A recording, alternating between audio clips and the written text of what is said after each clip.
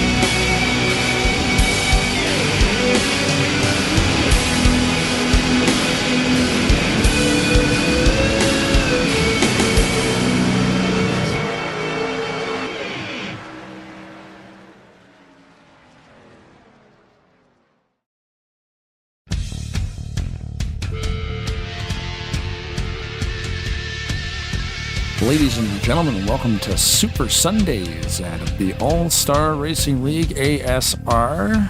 Of course, we've got a bunch of guys here tonight. We're going to do some racing. Thanks for watching Tarnation TV live on YouTube. And if you're watching the replay, thanks for watching the replay. Glad to have you.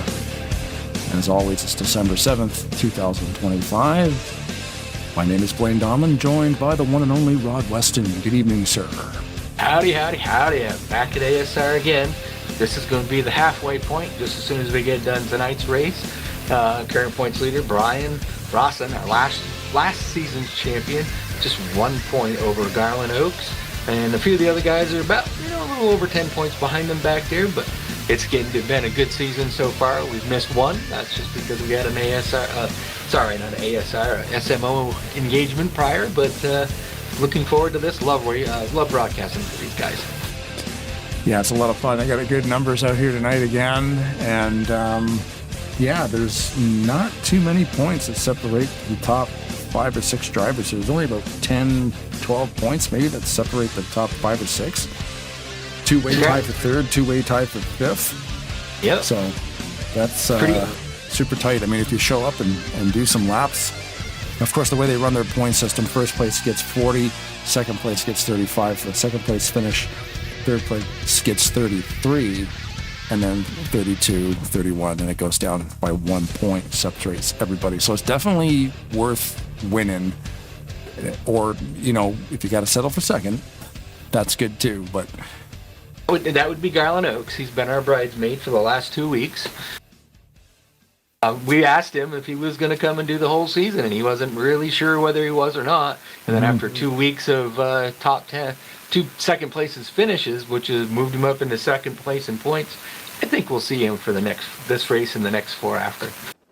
Yeah, that's the great thing too about ASR is this series on Sunday. They're only running 8 races in a season, so some leagues run full seasons, 20, 30 races. Some of them mimic the actual NASCAR schedule because we have, with this sim and the community behind it, we have every track. So no matter what they run in real life, there's a version of it in here. So, some guys can't dedicate 5 months to a league, but hey, man, you only got to dedicate a couple months to this one because if they're only running an 8-race season, that's super short season, super tight point setup. Every race is just, it's very important to show up here every week if you want to win the championship. Yeah, we saw Rodney Sullins a couple of seasons back miss one race, and I think he blew a motor or a transmission or something. I forget what it was in the other race, and had the opportunity to come back and mathematically had a chance to take the championship.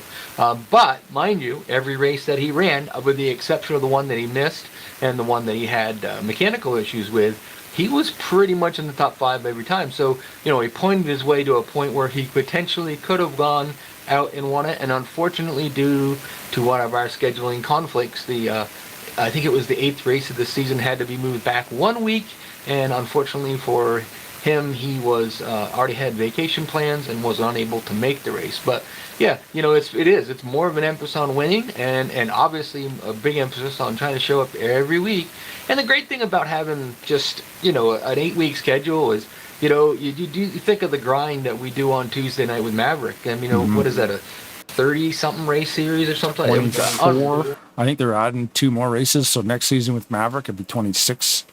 Yeah, so you think about that. That's that starts was it March, I believe, and goes all the way to November. Yep. That's a long series, and sometimes people just can't make every race. So having an 8-race season per se, it takes it so maybe you can't do it in the summertime, but the fall, hey, I can go out there and I can run those 8 races and try to go bid for a championship. So that works out pretty good.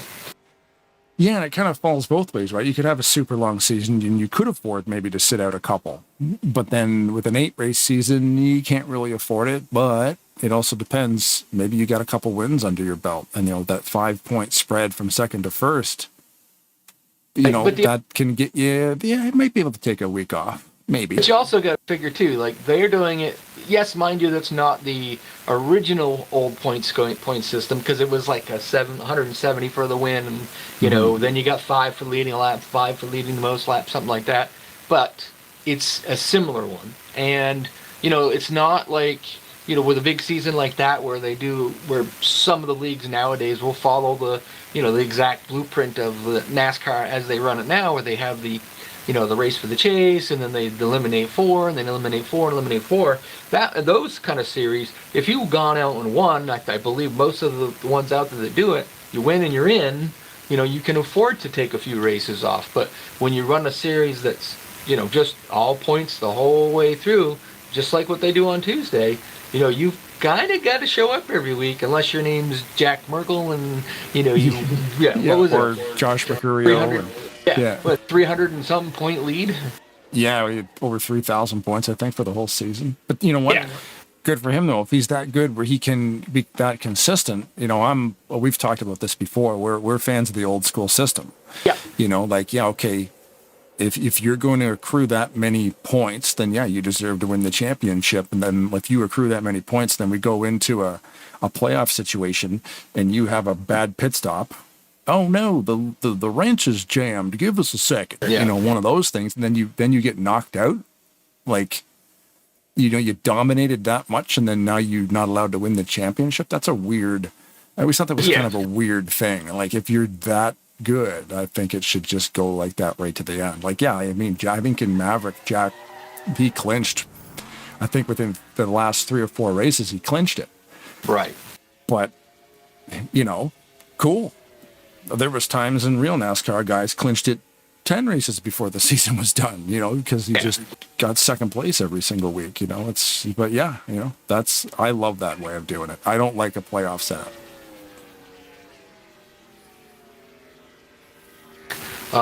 When you start talking to, they've had Mark Martin and Richard Petty saying, that's not the right way, the best way to do it, kind of thing. And yeah, I agree. I think it's, I think get out there and run a season, and, at the end of it, you think about it, for a minute. You think of Connor Zillage in the Xfinity series, who, was what they call there's a champion. They don't label him as a champion, but he was a points leader before the playoffs. And if you sat down and did all the math, I don't even think he would have had to race at Phoenix, and he had it won. And and he shows up and loses a championship because he's just got to beat 3 guys, and he got beat. Yeah. I like the old school. I wish really they'd go back to that. I kind of think that eventually they will. Like, it's one of those things. They change. Everything changes over time. They try different stuff here and there, and then eventually they'll go back to that. I would think. I don't know if they're going to do it like anytime soon, but it would be cool if they went back to switch it up. They changed it 20 years ago, right? I mean, yeah. So I'm trying to think because Matt Kenseth was the last one to win, the last champion to win it on a points-based system, and then I think it was Kurt Busch who won the first year of that. But yeah, I think it's time to go back to it. I'm not a real big fan of the stage racing. No. If they wanted to do it that way, which is fine, if they wanted to have, some extra bonus points for, somebody who did that, or go out there and do that. But if you're going to do that, what I'd rather see them do is, we're at this stage, this point right here is going to be the end of the stage. Everybody that in the places you are, you just get points. You don't quit racing. You don't call it the yellow. You just keep going, and you get points for that point. Yeah.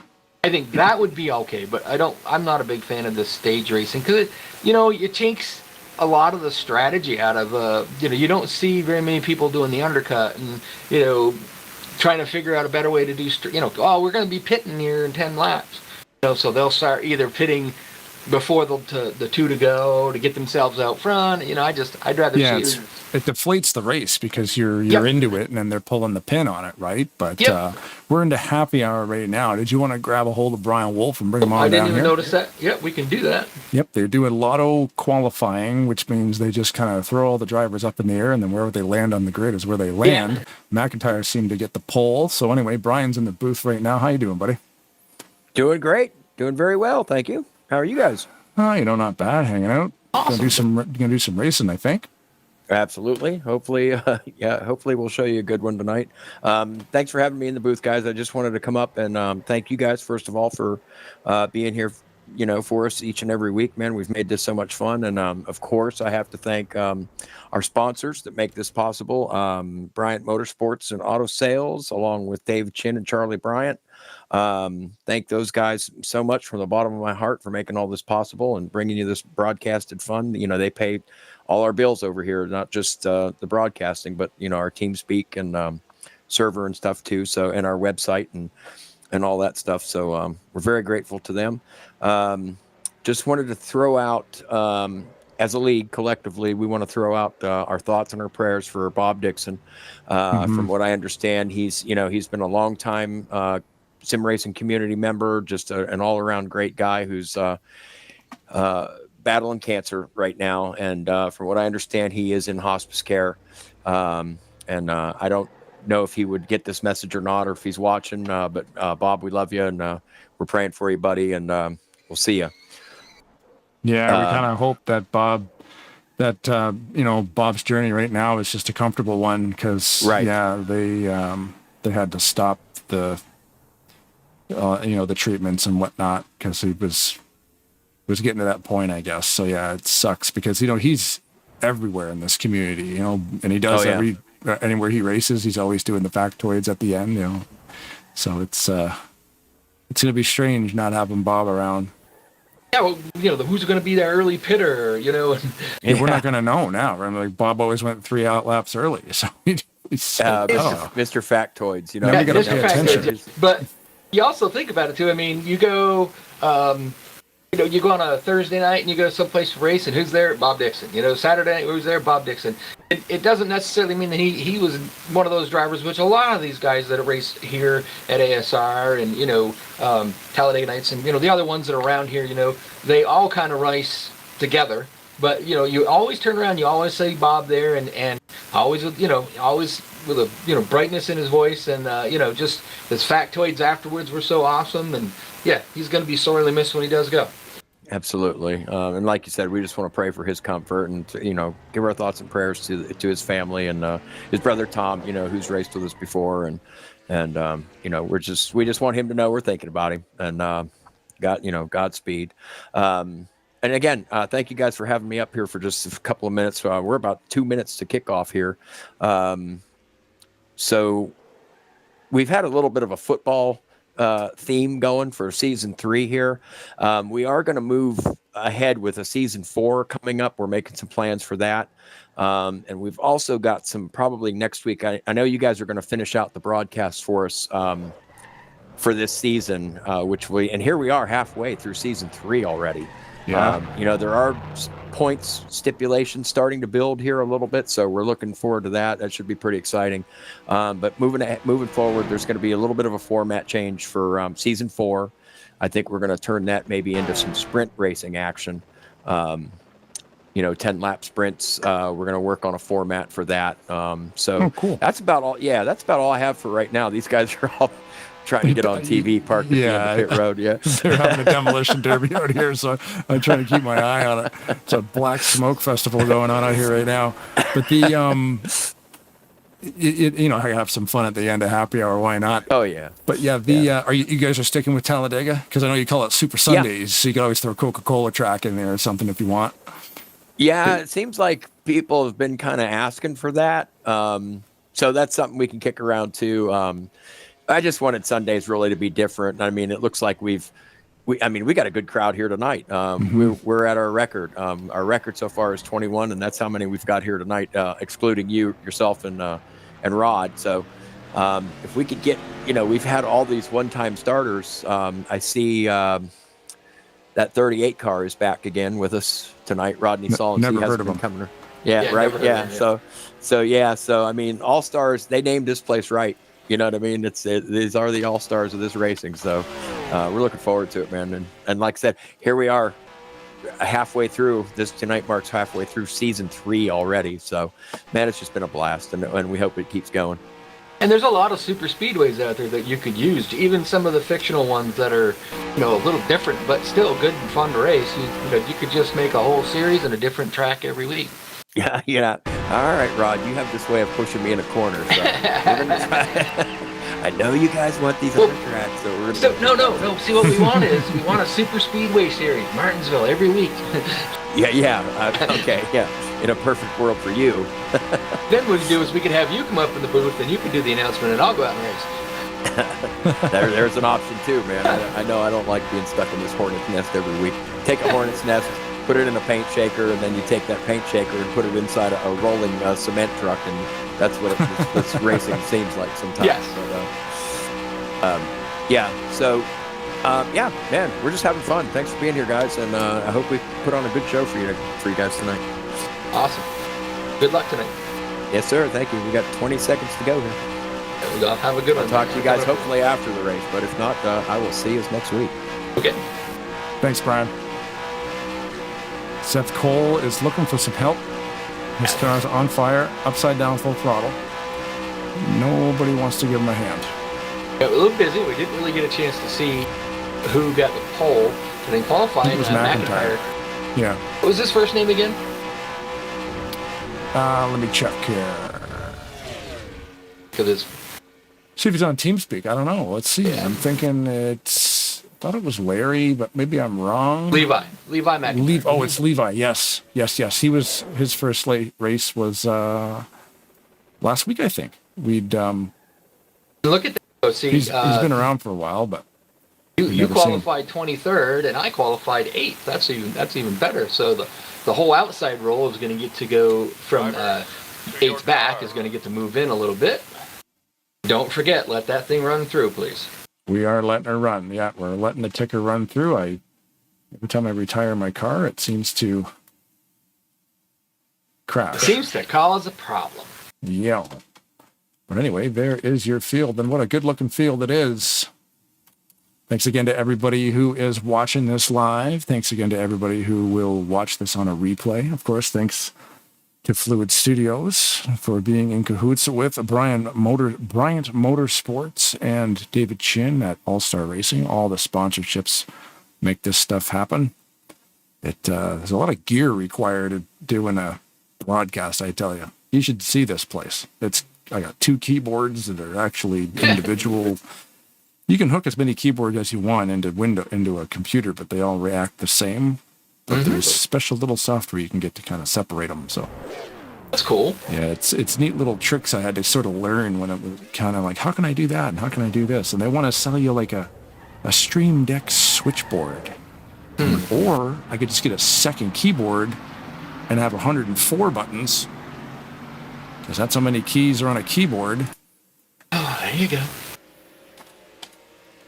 Well, looking at it, Garland Oaks is going to be starting back there in the 4th position, and Brian Russell is going to be the outside in the 6th position right behind him. Those are our 2 guys that are currently right now head in points. That could all change in just one race, but they both have had pretty good seasons so far, finishing up near the top. So Denny Carroll I know he was 1-1. I don't think he won last week. I'm not sure who won last week. Now I forget.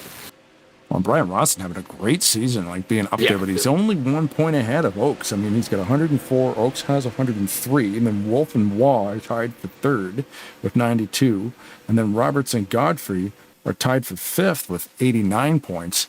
You really need to put a win or 2 up on the board to kind of get ahead, but Rawson has, and he's only 1 point ahead of Garland. Yeah. Pace cars in, of course. Remember, they don't start right there in the middle of the corner. It's at the end of the pit straightaway, a bit down the track. That's where they get the green to go. We're into turn 1 already. Are you live? I did it again. Yeah, I had it. Yes, I did. Sorry. Here we are, headed down the back straightaway. That's what Rod was trying to say. Yeah, that's it. There's a big push coming Levi McIntyre has the lead currently right now. He got up in there in the upper groove. Bob Sire is up there. He started in the 3rd position, so he's back in the high side. Levi just drops down in below Garland Oaks. He's kind of planning to, trying to pick the lane that's got the most momentum, but that momentum that Garland Oaks, or Brian Rosson, and Bob Sire has on that top side there, Ulysses Sandoval just pulled in right in behind Bob Sire and DC there, Dave Chin in the 5th spot on that outside. They got a really nice tight line going, moving their way up to the front. Nope. Ryan Rawson says, nope, I am going to the bottom. I want to lead this thing. Everybody wants to lead, at least to lead one lap. That run that the 67 of Garland Oaks had on that opening lap was wild. Yeah. And Rawson pushed him right to the front, followed him to the high line, got the lead. And it's going to stabilize now, but you almost think they're going to run out of real estate and they're going to have to pull the pin on that momentum, but they found a way through it. Yeah, and you got the inside lane, 4th car back. We talked about him a little bit ago, Rodney Sullivan, the master painter. We always call him. That guy does some really great cars, but he's a pretty good little super speedway racer. So as long as he doesn't get caught up in a big one, keep your eye on him. He probably will be in that top 3 come the end of this race. So we're going to be up to no good tomorrow on the secondary channel of the Tarnation TV Turbo. If anybody cares, the link to this is in the description below, a couple lines down. You've got ASR's website, a couple of things there, obviously thanking our sponsors for the racing. But on the Turbo channel, the reason we call it Turbo, we kind of do whatever we want over there, so there's no language filters or nothing. We're not going to be over there like an R-rated movie or anything, but it's... loosey-goosey, and we got, Rod found this game called RV There Yet, and I'll let you talk about this thing, because it's a ton of fun, so we're going to hang out tomorrow, and we're going to stream it live, and who else is going to be there with us? Yeah, so first off, it's a fairly cartoonish kind of fun game where you are required to just get out of your campsite and get onto Route 56. And you come into a lot of challenges. We have played it a little bit. We didn't want to get too far ahead into the game because, we want to have the spontaneity for when we're broadcasting it. But it will be yourself, myself. We got Mil Surratt and Robert Spring, who's driving in the 74 car tonight out here. We will be, playing. Possibly my buddy Rick might be there. We've hoped that we got the server figured out so that we can have more than 10 players on there. And you're working on Brad, who used to sit at my chair here and help you with the broadcast a little bit. So we're going to see how that goes as Bob Sire drops to the bottom, and he looks like he might just take the lead. He's got a pretty good group of guys pushing him from behind. Yeah, that thumbnail at the bottom right of your screen right there, like I said, the link is in the description below, but you can see the cigarette hanging out of your mouth, and it's just like... a very relaxing, fun game to play. So yeah, Rod had the idea that maybe we could. Goodness gracious! It looked like Little was around, and they've collected a few others too. Oh my, big hit! No, that might look like a bad, a bump gone bad. I'm not really sure. Yeah, we'll back that up and take a look at it. We had to do it on the Tarnation, the Turbo channel though, just because. It's so funny. You are going to laugh your tail off. Yeah. And it is some of the stuff. It's a great example. We might not say tail tomorrow. That's right. Yeah. But yeah, like I said, it's not going to be some kind of crazy R-rated movie Real language. Quick, just to give you an idea, Robert and I were playing. We were trying to figure some stuff out. Lid there.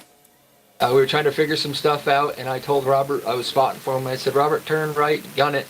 He turned left and gunned it and went right over a cliff. And oh God, it took us almost 20 minutes to get him out of that cliff. It was over that ravine. It was so fun. The funny thing with the RV is that it takes damage and that it has a winch on the front and the back. So it's a very physics-based sort of puzzle game, but they've taken this RV and put you in the middle of the woods, and then you got to try to figure out how to get out of the, like you said, they have to make it back to the freeway. Kind of looks like, almost like, cool. Kind of looked like Greg Palmer might have gotten the back a little there. Just a bump gone bad kind of thing. Mm-hmm. Yeah, unfortunately, Shadrinski got a lot of damage on the back. Yeah.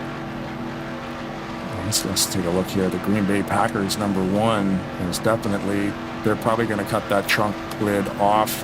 His roof has a lot of damage too. You can see there, that is not as flat as it should be. But anyways, we're shooting for what? Like, we're going to shoot for like 8 p.m. Eastern tomorrow, right? Yeah, currently that link, if you click it, it's set to be live at 8 p.m. Eastern. We may change it to 8:30. We may go early at 7. But yeah, if you click on the link and click notify me when we do end up firing it up, 8 is probably a pretty good guess.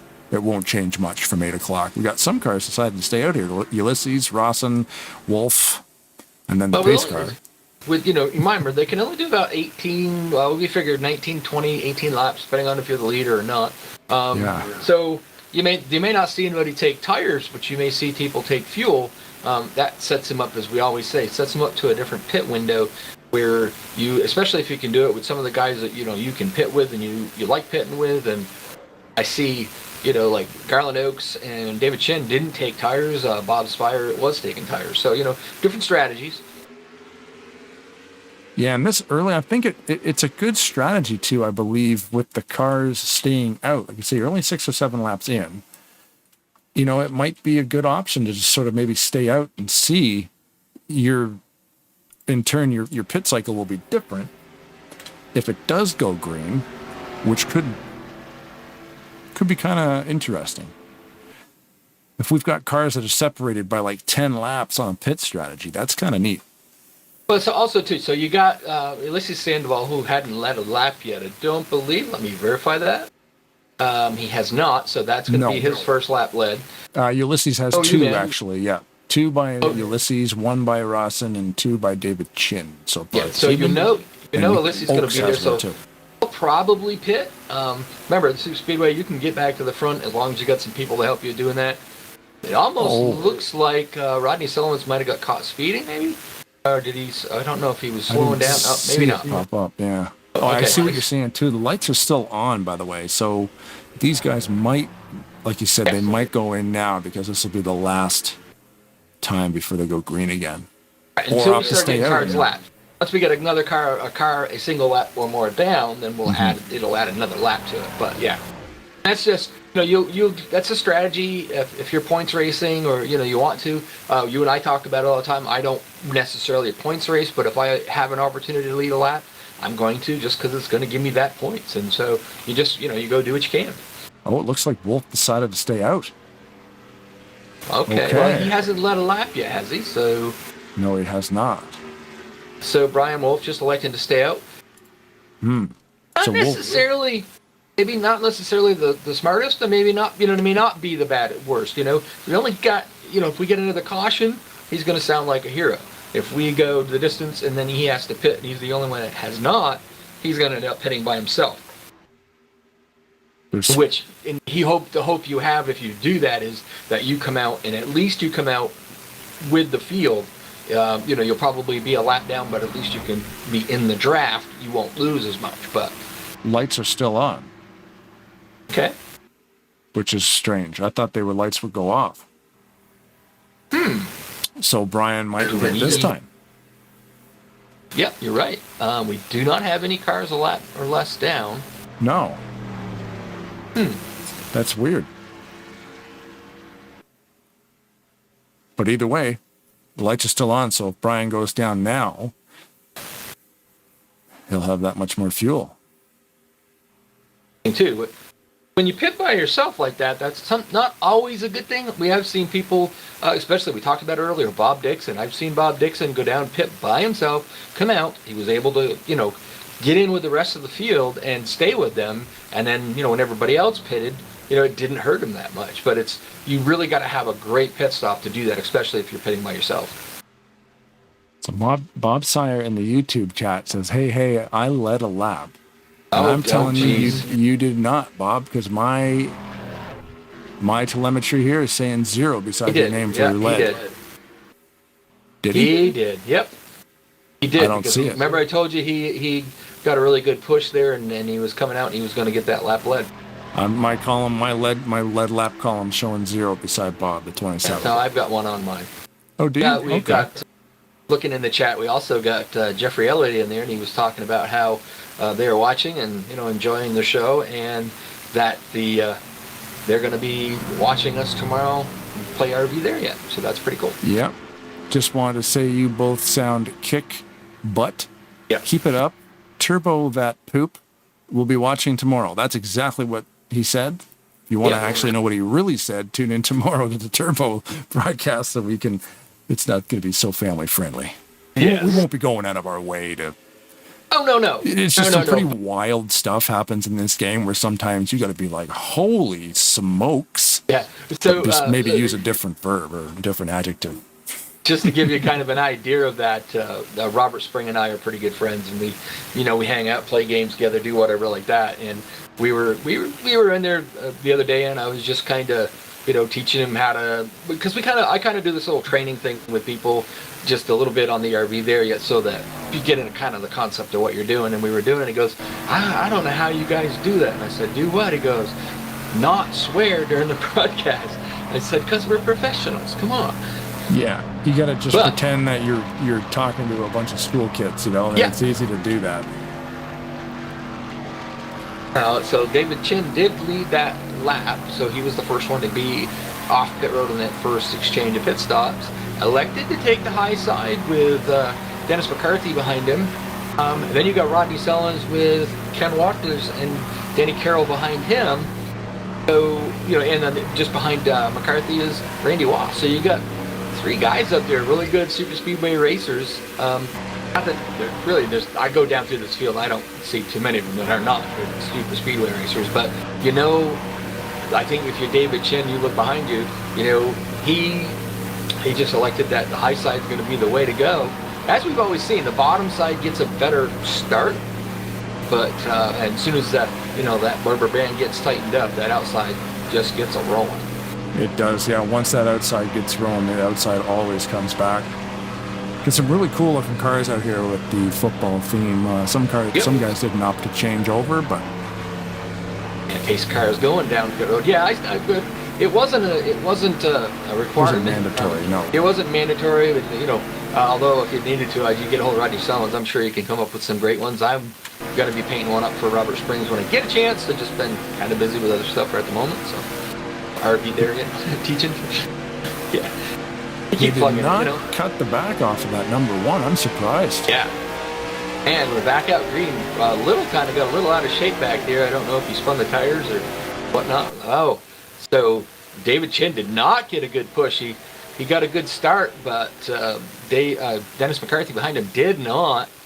So Rodney Sellens on the bottom was able to get right out there and get the lead, being pushed by Ken Roberts and Danny Carroll. And let's see, Sellens has led a lap. Yeah, that's right too. We saw him drive his way up to the front to lead a lap earlier. Single filed out. Bad damage. I'm going to say we're single filed out. You know why I'm going to say that? Because as soon as I do, they're going to go three wide, right? Yep. Well, it is a little with the other damaged car, yeah. That was the good thing. That was the good thing about when we first started doing this. I don't remember the version of Daytona or Talladega, that we used, but it wasn't the good John Godfrey built three wide capable racing, that we have. So now, we're at the Burnt Screwdriver racetrack, which is, based in Arkansas, but it's based pretty much 100% on the Talladega track. But it does have the capability of getting three wide. Right now, you're not seeing that. That's, we're logging laps. We're only on lap 11. When we get down to it, if we have a pack like this, all going for the, fighting for the lead, I guarantee you we'll see some three wide racing. Yeah, a lot of really good tweaks to the track configuration file. So physically, it still looks the same, but the surface of the track, you need to have that data file in there to tell the game how it's going to operate, and then in conjunction with the setup, everything comes together flawlessly to make this thing a three wide monster. Yeah. And hats off to John Godfrey for, first off, almost, I believe it was Rodney Sellens that got a hold of him and said, hey, this is what I'd like to see, and he built it. And not only that, he's built 4 different leagues and whatnot. He has built the same thing. He's not here, just lost. Oh, there he is. Ken Roberts is having connection issues. Yeah, I was happy to be on him and he disappeared. Now he's pulling down to get out of the way. Yeah, he's disappearing for a good 2-3 seconds at a time right here. He's gone and he's not coming back right now. There he is. Currently, 5th in points, about 15 behind the leader. You don't want to see that. No. Yeah, this track is the same track that launched with the game back in 2002, 2003, but that version was pretty much a low line inversion. You just had to run that bottom lane the whole way around. So over the years, guys have tweaked it and made sure it's a little bit more racy. So I'm wondering if something Yellow happened flag. with on this yellow here. I'm wondering if something happened with Ken, just disappearing and then coming back and coming back into somebody's car or something. I didn't see anything like that happen, but Yeah, we're going to go back here in the replay and see if we can find it. Go back to the point where the yellow came out, and we should be able to see what happened. He was doing a pretty good job of kind of getting away from the pack. that's a good thing. As soon as somebody usually says something, we've seen Brian Rassone have some problems with that off and on, just connection issues. And, they say something to him, he gets up out of the groove, lets everybody go until it calms down. And then, of course, with Bo Bryan, he's right back up there near the front in short order. It looks like the damage to Solinsky might be the cause. Okay. He's by himself running under power, only about 170, 175 mile an hour, and you can see right here in the middle of turn 2, the thing just blows up on him. So he ends up dusting the track, and they've got to pull out a debris caution. Yeah. There's not much you can do if an engine blows up. I mean, unless you can get off the racing line in less than a second, they're going to pull that yellow. So he was in the middle of the corner. There's nothing much you could do, but... you figure you're traveling, even though he's damaged probably around 170, 160 miles an hour, you don't just stop. You've got to get off there. And he did the right thing. As soon as it blew, he made his way through the corner the best he could, got down to the bottom as soon as he could to try to get off the track before the caution come out. But unfortunately, it blew up. There's not much you can do. Robert's currently being shown in 20th. Most of these guys are going to pit now. Yeah. Dennis McCarthy is going to stay out. I said most, I lied. Maybe 65%. Robert Spring, Brian Rassone, Bob Sire. Seth Cole staying out. Shalinsky being reported as a clutch failure. Engine issue. Oh. So it looks We like... haven't talked about the K-pop Demon Hunter that much tonight. Yeah. So the cars who stayed out on the track, Dennis McCarthy. Let's get a shot of these guys here. Get a look at some of these cars, because some of these paint jobs are pretty awesome. So you can see Dennis McCarthy right there next to Robert Spring. So you had a few differences in change in pit stops there. Most of the drivers just fuel only.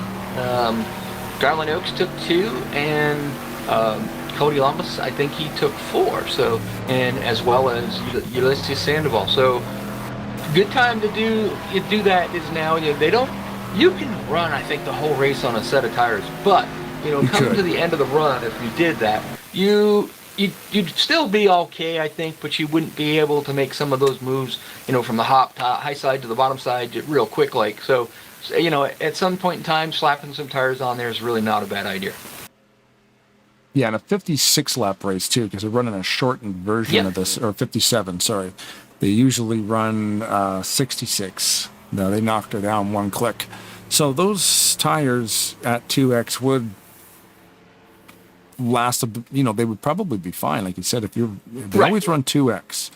Yeah. So with about like 9 less laps, you might not need to change them.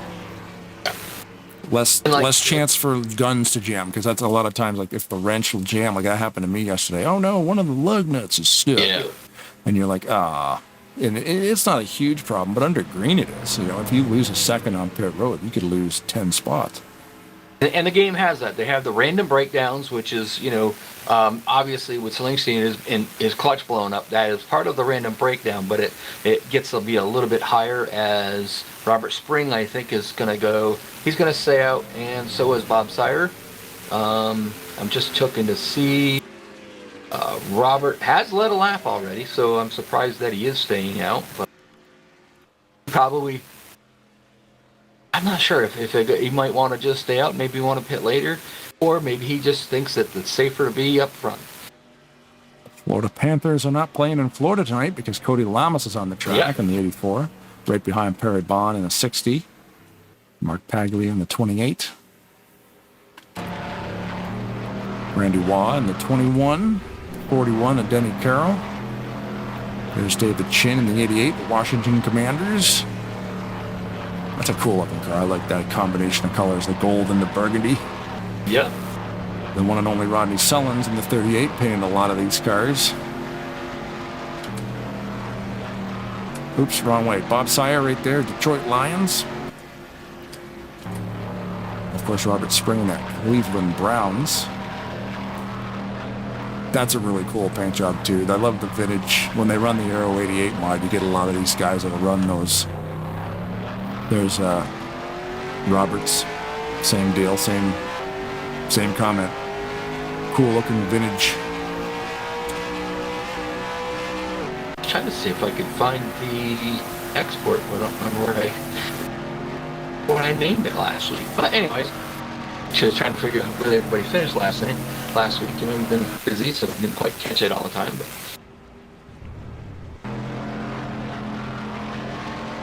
Little, Cole, Rawson, Greg Palmer. What was wrong with the camera on that one? Maybe it's a little bit too low. Trying to get like a Palmer's car. Ulysses Sandoval always running the green and white. There's Garland Oaks. Second place, Garland Oaks overall after 3 races. There's Levi McIntyre in the 99, currently running in 11th place. Rodney looks like, or who's that? That's Gary Heiser. The black car threw me off for a little bit. Gary Heiser headed to the pits. So Robert Cody Spring, on the pits. Bob Sire, Paglia, and Cody Lamas have all come down pit road. Yep, taking advantage of that final. Later lap they to can green. come just a little bit later, so a couple laps later if they need to. Well, See here. Some really quick pit stops sometimes. Some guys are opting for tires. Bob Sire's taking left sides. Cody Lamas taking 4. Robert Spring just took fuel. Yeah, with Sire taking left sides, he would have had a fuel top up too. Yeah. Cram as much gas as you can in it. And that's the safe thing too. The only reason I say if you happen to have a green flag pit stop and you get in there a little hot, you always have a tendency to smoke that left front tire a little bit. Mm-hmm. So having a fresher tire there, sometimes that pays off. Take a look at your front row here. Rodney Sullins and David Chin. Row 2 with the 41. Denny Carroll right next to Randy Waugh. And you got Perry Bond right next to Levi McIntyre in the 99. There's Garland Oaks back there. Mark Paglia. Letting McCarthy go by on the outside. Brian Wolf as well. Palmer coming up. They're just doing some shuffling, I would imagine. There's Brian Ross in the red and white Budweiser car. Ulysses Sandoval and Robert Spring. Bob Sire back there in 15th, right in front of David Little. David Little needs to take the high side because he's an even number. He's got a badly damaged trunk lid on that thing, too. Yes, Cody he Lamas has. on the bottom, right next to Seth Cole and Gary Heiser. And bringing up the tail end, Ken Roberts in that Mountain Dew 55. Pace car is about to go down pit road. Rodney Sullins is the current leader. Decided to take the bottom side. He's got Denny Carroll behind him. David Chen again on the high side. He's got Randy Waugh behind him. So it'll be interesting to see who gets the better jump. They've also got Perry Bong down at the bottom on the inside. Great super speedway pusher. So he might be able to get them guys right out there in the bottom lane out front and sail away. Knocking the Buccaneers. Yep. Do you do football? No. Yeah, me neither. I used to watch just the Super Bowl every year, but I haven't even done that for a few years. So. Yeah. Oh, David Chen on it this time. He got a really, really good start on that high side. He's got Randy Waugh right behind him. Of course, the inside groove is going to pick up a little bit quicker just because they're on that inside groove. But I think you watch that outside groove may get enough good enough run. It depends on what Rodney Sullins does when they get there. Highline's going to get the push. Yeah, oh, there we go. Randy Waugh's really shoving David Chen, but Garland Oaks in that 67 had a pretty good head of steam, but it was a little bit too late on the straightaway. Had to pull out of that because you don't want to be bumping 3 guys going into the turn. I was out there practicing with him a little bit earlier, and Robert Spring got in the back of me, and I had that thing about sideways and saved it and kept on going. Hardly lost any momentum. It was pretty cool. Here we go. We're getting closer to getting 3 wide there. McIntyre on the 99 on the high side. I think he pulled out to try to get the third line groove going, and nobody went with him, so he's going to be dropping back. And I think right behind Ulysses Sandoval. So he got shuffled a little bit out of there. I think he timed it a little bit wrong going into turn one there, like a lap ago, and they kind of ducked underneath him and left him hanging. But still pretty early in the race. Little back there in the 102 is actually, for as much damage as he's got in the back of that thing, he's hanging on to that draft pretty decent. We won't be able to go out and try to pass somebody by himself, but he's holding on really good at that draft. Now, if Little has somebody that can push him, as long as you've got a car, you're not even pushing you, just a car behind you to help take that air off. You'll be able to keep speed. I found that happen to me yesterday. I took some damage, and you really need to have a guy behind you, otherwise you're going to get left behind. Because he is losing space. David Chen is just not getting that high side rolling right at the moment. They got to get. They're nice and tight. They look good. It's not really getting them moving up there. McCarthy was just pushed. Gave Randy Waugh a pretty good shot down the backstretch, and Waugh right in the back of David Chen. So they're doing what they need to do. They're just not seeming to getting it done up that high side. Although they are creeping up. There we go. They're coming back.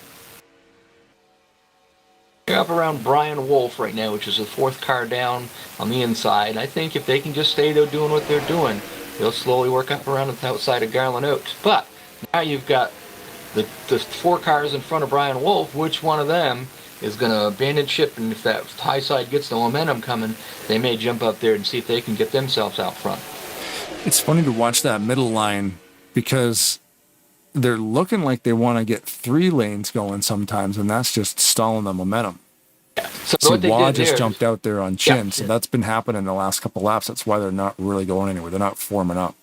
So basically what Waugh did was, nothing against David Chen. He's great. Oh, no, we got Greg Palmer around, upside down, flipping all over the place. See, McCarthy's involved. Mark Paglia, Ulysses Sandoval. Man, like I don't know if Robert Spring was involved or he just slowed down for it, but it looks like Palmer got a little bit off that low line. And Paglia got underneath him, and that's what sent him over. The roof flaps almost held him down, but he got a little bit of help by Waugh, and that sent him up over the top end of the fence. They got roof flaps in these things? They didn't I don't know. Probably not. Yeah, the Aero 88 mod probably. I wonder, you know what? I wonder if they were racing a different mod, if that car wouldn't have come off the ground. Because I think if you were running the Aero, like Ulysses Sandoval's running that Pontiac, then like I run the Lumina. That was a different year. It wasn't necessarily in the 88 era, you know what I mean? But they have them in there. Mm-hmm. So I don't know exactly what year they came out with it, but I think it was around that time. But because that's interesting, because there is a setting in behind the scenes again where you can turn them on or off, and that will affect the wind drag when you're going backwards. Oh, yeah. So I wonder in that situation if the flaps were actually turned on, which obviously in this mod they would not be because they're just running 88 cars. I wonder if it would have got that high up in the air. Obviously, the assist from the 21 didn't help, but Seth Cole got involved in that too. Spring, there's McCarthy up close and personal. Perry Bond stayed out. Bob Sire, Perry Bond was going to get his first lap lead of the night. Like I said, Bob Sire, Brian Rasson, looks like McIntyre the 99 behind him. And we get Seth Cole, who was involved in that. I think he probably just wanted to get around, get caught back up before he makes his pit stop. He was involved in that incident. Right behind him is Cody Lomas, who was also involved. And just an FYI, that accident claimed the vehicles that have headed to the garage, Greg Palmer and the 102 of Little. Little had a lot of rear end damage already from the previous wreck, so I think that might have just been it. Yeah, I think he probably just hit his car once with a hammer and it would have fell apart. So it was pretty beat up. The picture looked at it and were like, "Man, there's nothing we could do." Mm-hmm. We do like I've got the Jimmy Johnson water pack. Yeah, I always used One the of the Chad ones when Knaus you wreck one, the yeah. car. Chad Knaus one. You'll get in there and he goes, "Dude, I really wish you'd stop wrecking these cars." Yeah. Yeah, that is a good one. I've used that one for a long time. I have that one, but I merged it with a different one that if two Aero would be needed to be on the turbo channel. Yeah. That I one noticed was- that happened when I got out on the track and raced. It wasn't the Knaus spotter pack. I'm like, oh, that's weird, because what happened was Josh Metallic sent me his car file, like his car audio, the engine sounds. Oh, But yes. because it was a whole installation In the end, involved, it it's must an have S- overwritten, because he was telling me about his R-rated crew Yep. chief. And then when I'm out there racing and it was back to John St. John, then sometimes it'll cut in with the the vulgar one, which kind of made me laugh the first time I heard it. Oh, I'm yeah. like, that must be Josh's sound pack. It overwrote my Knaus one. I took that pack and I took the Knaus pack and I just for fun, I just merged them together and see what happened. Yeah. I don't remember which one I put in second, which would have been the one that would overrode the most. But so I get Chad Knaus talking a little bit this and that, and then you get there, watch out, the MF is a lap down. He's a lap down. Yeah. Yeah, say he's a lap down. Next car, John St. John would just go, next car is a lap down. But yeah, you get these other spotter packs and they're chirping all the other drivers. It's pretty funny. Bob Sire, we're still under the yellow flag. Bob Sire stayed out again. He's already currently has led 3 laps tonight, so he may be just pulling strategy. That's so weird, because my stats are showing he's only led 2. I wonder where the 1 went. Join us on Tarnation TV simulcast. Simulcast. Look at. I'm broadcasting the 2 channels on Thursday, Tarnation TV right here, of course, and of course the same feed gets sent to the Flat Out Racing Network, because they are in charge of the Rolling Thunder Gaming Talladega Challenge and have been on Thursdays for a long time. So production by me, commentary by Seth Cole, who's on track today, along with Kyle Matthews and Michael Norman. That's 9 o'clock start at RTG version 4, which is again, John Godfrey widened out the pit road to be 1 lane wider. It's pretty neat. They definitely use it. And of course, next Sunday we'll be right here on the 14th for Super Sundays again here at ASR. And then that Friday, not this Friday, but next Friday, it's Primetime Racing League, Primetime Super Speedway, which is Talladega. The 2025 All-Star Race live at 9 o'clock. They'll be using the Camping World trucks from 2015. That's a cool mod. And then, of course, a little note down there. Maverick starts back up March 3rd, 2026. Of course, there's other ASR races in the mix there, but we don't need to list them all. I just looked at it. You say we're doing the ASR next Sunday. That's on a Sunday. I thought 14th was on a Saturday, because on the 14th they get my championship trophy. So at the banquet. So hopefully I'll be home in time. Should be. Oh, okay. Yeah, because it's a Sunday. 13th is the Saturday. Yeah, well, I just assumed it was a Saturday just because I didn't even look ahead. Our banquet was on the 14th, so.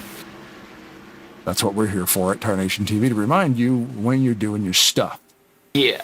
So yeah, if you want to watch, there's some things every Sunday here for the next 4 weeks. We'll be doing ASR. So Bob Sire decided to stay out and took the high side. He's got Garland Oaks and Brian Wolf behind him. Probably thinking that's the safer place to be. Being out front instead of being in the back. Didn't pit. I don't remember. Hasn't been too many laps since we've had caution, so he's good for a while. Get some green flag laps in here. we can get a green flag run going. That's always some cool strategy you start seeing. Yep. Especially if we're coming down pit road, the way these guys are doing, like left sides, right sides, no tires, all that kind of stuff. Under green, you're a little bit more picky on what you're tending to do. And then when laps start getting tight, some guys try to get out even quicker by opting to knock half a can off, which is a gamble sometimes, but sometimes it works. Yeah, I think you'll see most quicker, and then you can serve like crazy. So it just depends. Still got about probably close to 28 laps. We can do about 19 laps in fuel. So I think you'll see most of the people that run, if we go for green, will stay until they have to pit, like you said, take no tires and less fuel. But we'll see. Some people may get tricky and try to do it a little earlier, and we'll see what happens as we get ready to go back green with Bob Sire and Rodney Sullins on the front row. Rodney Sullins did not get the memo that it was favorite football team paint scheme. But like I said, maybe he's not a football fan.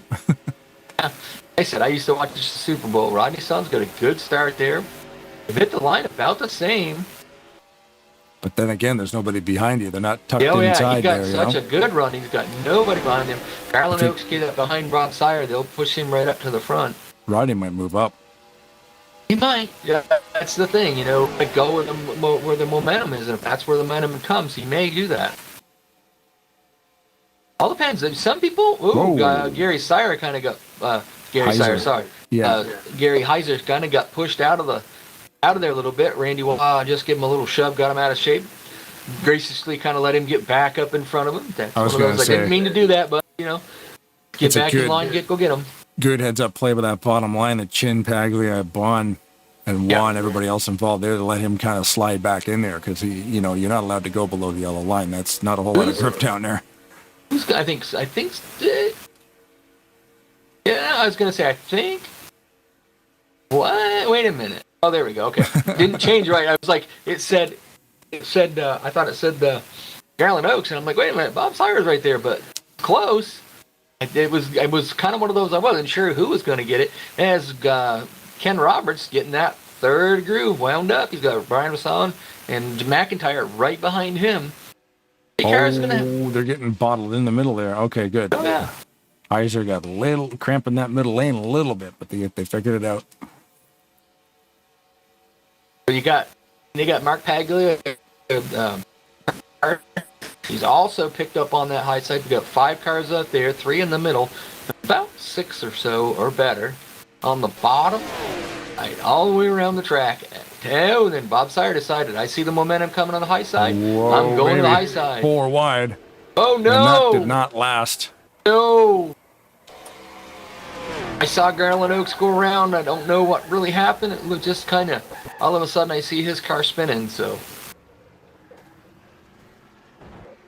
Yeah, they got 4 wide there, and they were unable to hold it. Fortunate for Bob Sire, too. He was up on that high side. Very, very high side. Nowhere to go. You can go 4 wide here. The problem is when it happens, the spotter does not relay that information. You're relying on TeamSpeak to tell you, and that means everybody's got to be start to really concentrate. We'll go helicopter view here, actually. Bob changes lanes going into the turn. But that's not what I see happen. I think, I'm not 100% sure. I think Gary Heiser got down probably low enough or got a bump, and he come up and kind of hip checked. To me, it looked like he kind of come up and hip checked Garland Oaks. I think Gary may have plateaued out onto that apron there just enough to send, because that'll loosen the car up. Oh yeah, and you have room to drift around in your lane from side to side. Problem is when they're 4 wide like that, you can't afford to do that. You really got to be on rails doing that. So it kind of looked like a matter of inches. That's all it was really. It's really nobody's fault. I blame Rod Weston. Yes, sure. I'll take that. See, Gary only he doesn't even leave the lane, like not even half a lane. So the two guys that were up front, first and second, they've got out way ahead of the pace car. So they have to slow down, waiting for the pace car to come by, which is coming right up behind them now. It'll be the best view is out the back of the 3 as he drops the oil slick like James Bond and then drives away from everybody. This will be funny. So here, Gary throws a bag of nails out the window. Everybody blows their tires, and then he just drives away in 3rd place. Sorry, Gary. Picking on you. But yeah, I don't, like I said, it gets so tight in those 4 wide situations, and when it happens in a corner. And then, Oh, you did know, Gary the other thing retire? too, I don't see him. might have. Hold on. I don't Yes, he see him. did. I'm in He did. live mode right now. He did retire. He did. He retired. Oh, Did he think, is that a 2 in park? Because I don't know what they do over here. We'd have to I'm ask not Brian putting, on that one. I'm really not putting that on Gary. Oh, it's just That's to me, a- it almost looked like he just hit the apron a little bit and kind of shot Yeah. up. But who knows? I mean, That would be, to me, you know, what they call a racing deal. Because Yeah. that's just, guys had to go 4 wide, and then it happens in the middle of a turn. You don't know that. You know, Yeah. everybody, like what Gary did is something you would do every single lap right there. Just in a 4 wide situation, you're you know, it's going to be so cramped that stuff's going to happen. Either way. the other thing too, though, that this game, you know, it'll tell you, you know, car inside, car outside, and then if you're 3 wide, it'll say, you know, you're, you know, 3 wide, you're on the bottom, you know, 3 wide, I'm on the bottom, 3 wide, you're 3 wide in the middle, and 3 on the top. But it also doesn't tell you when you're 4 wide. It'll never go any further than 3 wide. No, that's what I was saying before. You need to rely on TeamSpeak to people to relay that info. Yeah. You say, we're going 4 wide, and then you're already in the middle of a turn. Like, there's nothing you can really do. You know, Think about where the situation where Gary was. He was just trying to make sure that people above him, the 3 cars above him, had room, and unfortunately, it, you know, he aproned it and got it shot up the track, and it's unfortunate that happened. But And I'm so bad on that low line. I drift up to that white line all the time. I use that whole lane. if I avoid the bottom line like the plague if I can. Yeah. I always seems I end up getting there. But Brian O'Sullivan stayed out. Now he and Garland Oaks and Bob Sire are coming into. And the way that they want to Cody run Lamas. too, because you've got that low line, and you need to be on the yellow, because the line, the lane that's beside you, they actually want to run with their left side tires on the inside of that line. So, you know, that's the optimum fastest way around the track. But like I said, I end up washing up a lot of the time out of the turns. I try not to get on that low line at all. I was going to say Cody Lamas was going to lead that lap, but Seth Cole, I think, kind of stole it from him. Yes, Lamas being billed in second. He is the leader. Seth Cole kind of come up and think he kind of snuck it from him. Yeah. We're not saying he actually did. I'm just saying, you know. Little saying, throttle hey, at the Seth. last second. Yeah. Just saying, hey Seth, be careful, buddy. We're watching you. Yeah, and it's been recorded and it's on YouTube forever.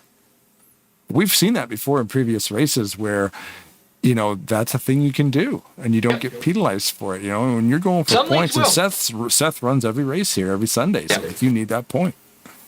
And who knows? We're not in TeamSpeak with them. We're in our own little channel, and they could be whispering to each other. And you know, Cody could have said, you know, you need to lead a lap, get up here and lead it. You know. Yeah. And I don't. Like I said, I mean, I think it would become an issue if, you know, somebody gets upset that somebody had done that. I think then you'd see, you know, Brian would probably put out a rule for that. But you know what, though? That's how rule books are built. Yep. You don't know everything when you make your first rule book. You know, like, well, it's not in the rule book, so now it's going to be. So going forward, it's not going to happen. Same as what Chastain doing that wall ride. Oh, it's never been a rule, but it worked, and now they got to remove it because that is so dangerous what he did. But he was so lucky nothing happened, which made it amazing. But there's no way you could get away with that again and not hurt somebody or kill somebody doing that. Like a piece could have flown off the car into the stands. Like, oh man, what are you doing? But he got away with it. So lucky. Let's ban that. We got away with one. Oh, it's getting tight back here. I love these pit stops when everybody's out here. It's such a mess sometimes. Oh, little contact there. A Paglia back there. Give you an example of the rules. You know, in '88 I ran a Nova, and the car was so low to the ground. If we lowered the right front 3/4 of an inch, the cross member hit the track. Next Oh, year, wow. next year I won quite a few races that year, and next year we had a ride height rule. We're going to watch the Leaves the replay car. here on the 6 and the 38. So in 12th position, you've got Brian Rawson, made his pit stop, and then was cut. This is the race off pit road for first. Rawson got the 38 by a nose. Now they come over the line. You can see here Rodney beat him to the start-finish line, but then you can see that the 6 regains that spot. Not So gonna what get the much pit closer crew than would have said, stay behind the 38. He would say you got to pass the 38 because the 6 beat the 38 off pit road. Therefore, the 6 is in first. Even though your ticker information will not relay that right now, Rodney will get credit for that lap led. And that's a hard thing too, being at start finish lines right at the end of pit road. So they're coming off and they're trying to do the fastest they can, and that's going to happen. In that situation, Rodney just get off pit road and I lost the race off pit road, but then put it to the mat and lead the lap. Because that one lap led right there at the end of the race. If he ends up leading the most laps out of one, it's an extra bonus point. Yeah. Getting ready to go back green. And it's not a penalty. So I think Rodney Sullivan's usually pretty good right on the start, so we'll see what he does here. We don't look at the race off pit road too often. I got to start doing that more. Even under yellow, that is exciting stuff because it's all in the pit strategy. So Rawson went into the pits in 12th, and then got out in first, and we're halfway through the race. So that's a big move. Yeah. He gets out of that hornet's nest by pulling that maneuver there, coming in 12th and getting out in first place by about a foot or two. So. And as you say, Rodney Sullivan has led 12 laps. He's the most. The next car behind him is 4 laps led, and that is Bob Sire. So, Currently running. Where's Sire running right now? 14th. Kind of just in the back of the trying to find a line back there, but he was also involved in that last wreck. So, got a little damage in the back of the car.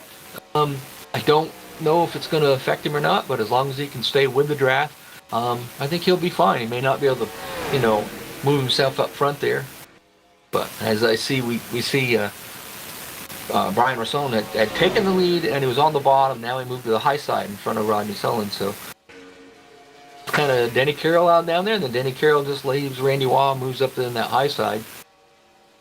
It's crazy throughout the race how we'll be running single file, we'll be running 3 wide. Yep. It's just, every section of the race is completely different. Why do they decide to do? I don't know. It's just race conditions, right? You just see what's happening, and sometimes guys are just content to stay in line.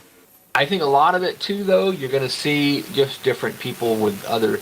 So some people, they like to work together. We always talk about how Randy Waugh and Denny Carroll usually try to find each other when they're racing together. Rodney Sullivan's, Ken Roberts, I believe McCarthy's part of that little group. They always try to find each other. So sometimes I think if they're not in that scenario where they want to be, they'll start, moving out. Or like we saw earlier, David Chin on the high side, he was racing his heart out trying to get up there on that outside. It just seemed like it wasn't really working. Randy Waugh and everybody else, went out around him and sent him to the back. And so, I think it's a product of who you're around and who you want to be around. Mm-hmm.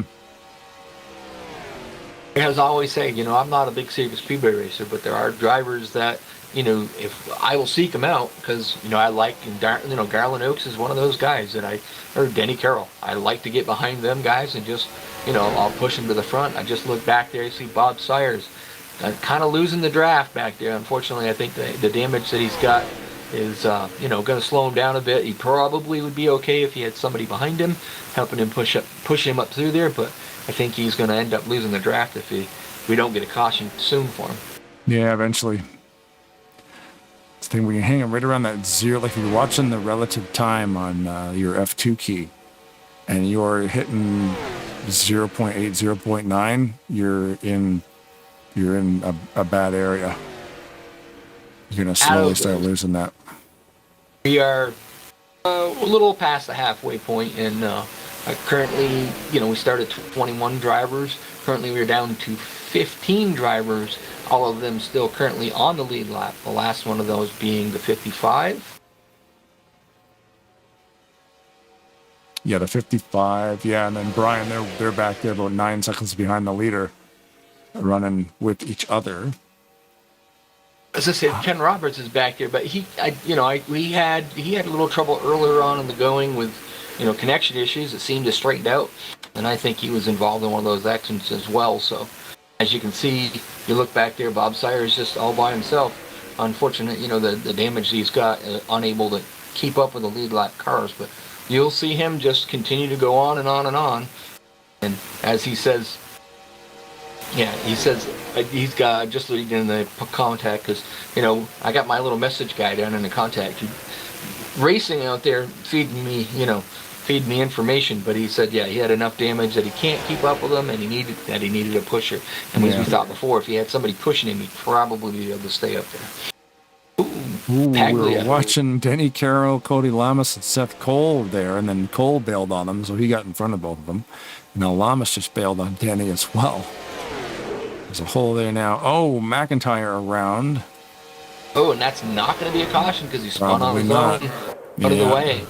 Lots of damage. The only way that may become a caution, if when he comes back up onto the track, if he's in a certain position where Bob Sire comes up there because he's going to be the next car to come to him, and if gets close enough, there is that possibility. But he spun out, and then apparently he's retired. So he rolled over, and the car disappeared. He might be getting a tow.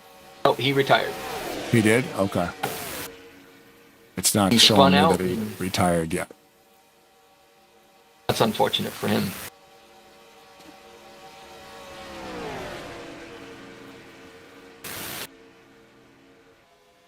See, because Bob Sire out there all by himself, Kevin Roberts and Brian Wolf, they are, together, but they are close to about 50 seconds behind the leaders, so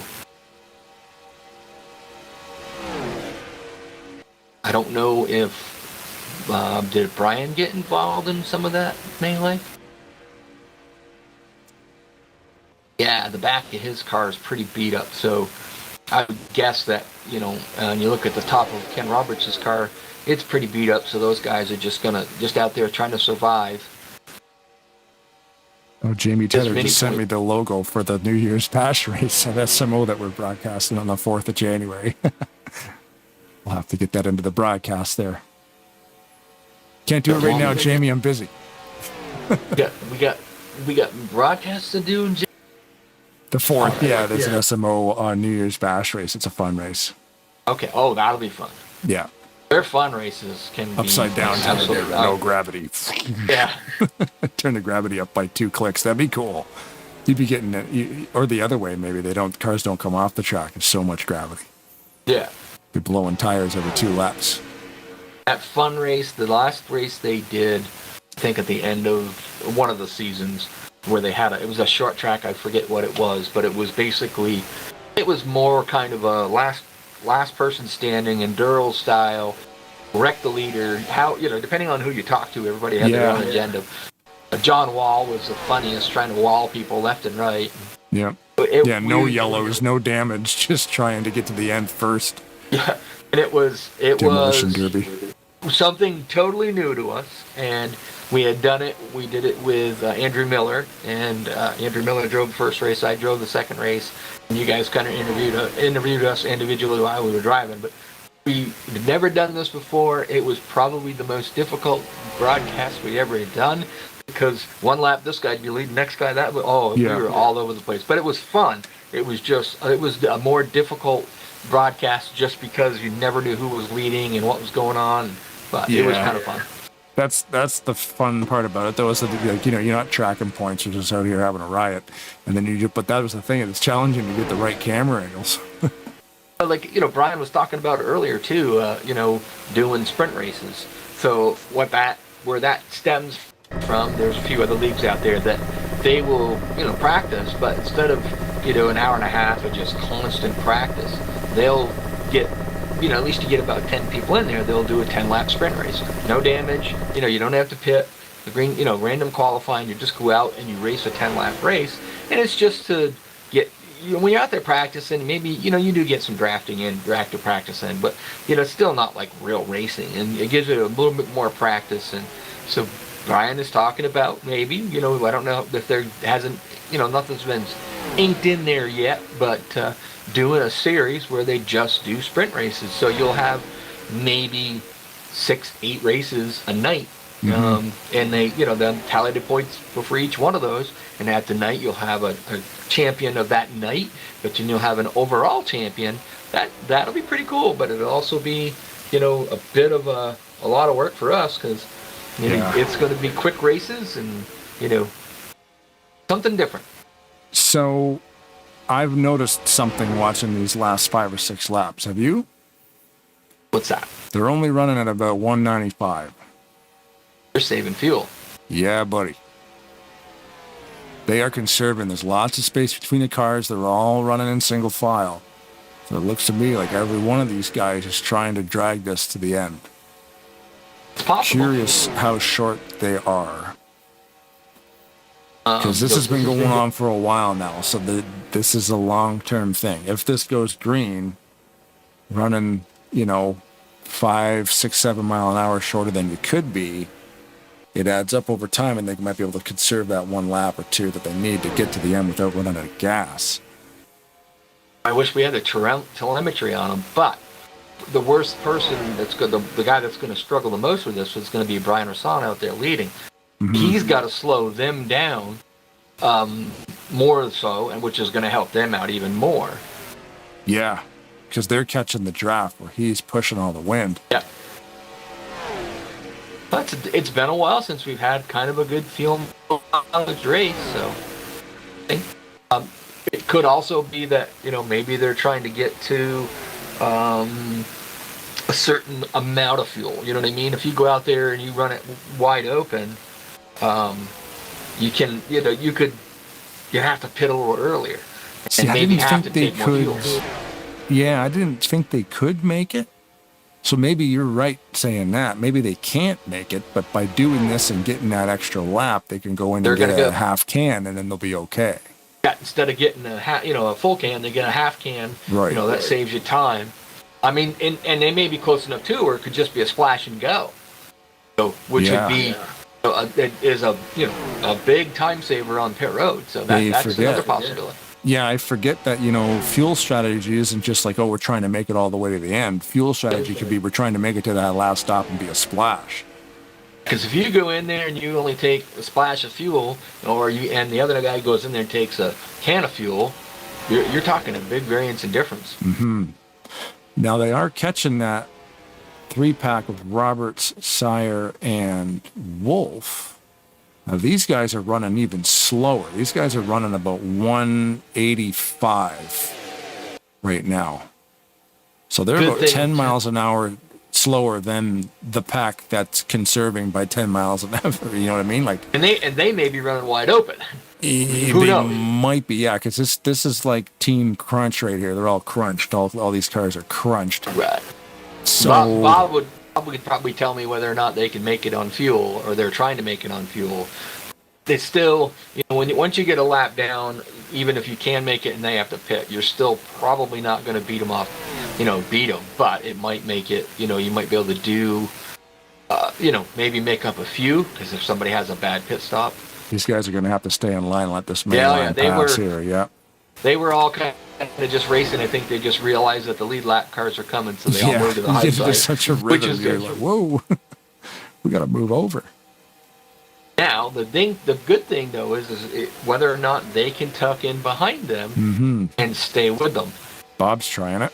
Bob's going to try to get up there. Now, It's just a question of whether or not they've got enough to be able to hang in there. Now, if it was lighter in the race and whatnot, they might be able to, because these guys might be driving side by side. But with them still running single file, it makes it a lot harder. Air that they're breaking up for them is really, really, smaller window than if it was if they're side by side. So. I forget too. Sometimes the best part of these broadcasts is reading messages from people on the YouTube live feed that are driving in the race. Yes. Because Bob is out there racing and he's commenting on the live feed. So he's got one hand on the steering wheel, and he might just be doing voice to text. He could hit the microphone and drive and talk and send. He's texting me too. No, is he really? Yeah. He texts me too during the race. That's if crazy. I don't see what he's posted down there, he'll text it to me. That's awesome. Read the chat in a text. Yeah. He's done that. He's told me, read the chat. Oh my God, drive your car, Bob. Oh, I love Bob. That's amazing. That's amazing. He's helped me out with the go-kart and stuff. And he never has an incident, so texting and driving, let it rip, I guess, right? It's just a simulator. Just put Mark Paglia a lap down, and I don't think he's in good enough shape. He was involved in one of those big incidents as well. Mm-hmm. He's not going to be able to hang on to it. We're getting down to 7 to go. Yeah. And now a word from our sponsor. Take a 5-minute commercial break. Okay, Here we go. So Bob says he is four laps short.